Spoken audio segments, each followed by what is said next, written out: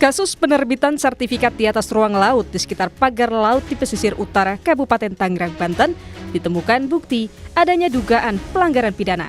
Mabes Polri menaikkan status kasus pagar laut Kabupaten Tangerang ke penyidikan. Penyidik menemukan indikasi dugaan pemalsuan dokumen berkaitan dengan munculnya atau terbitnya SHM dan SHGB di area pagar laut Kabupaten Tangerang. Terbaru, polisi bilang telah memeriksa 44 orang saksi termasuk Kepala Desa Kohot, Arsin, dan istrinya. Dari penyelidikan kemudian juga sudah dinaikkan menjadi statusnya penyidikan.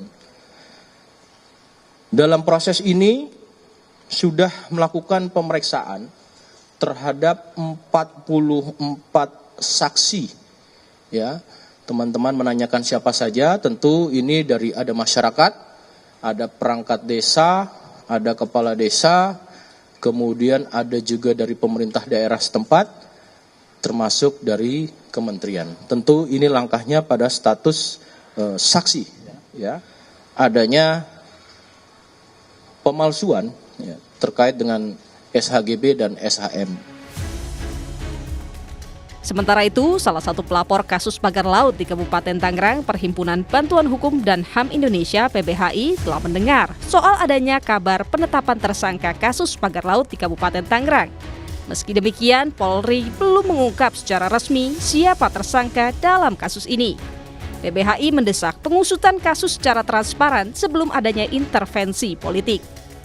Dinaikkan status tahapannya menjadi penyidikan, yang artinya pertama, betul terjadi tindak pidana, dugaan tindak pidana di dalam proses sertifikasi laut.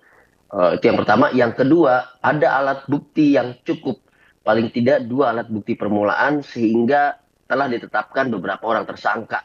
Kami sudah mendengar ada beberapa nama gitu, sekitar 3 atau 4. Tapi informasi yang kami dapatkan juga, meskipun ini belum secara resmi disampaikan, belum secara terbuka juga disampaikan kepada publik, ini masih berproses terus, artinya akan terus bertambah, mungkin jumlahnya bisa puluhan.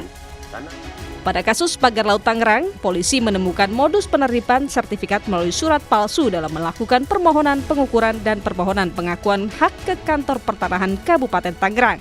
Tim Liputan, Kompas TV.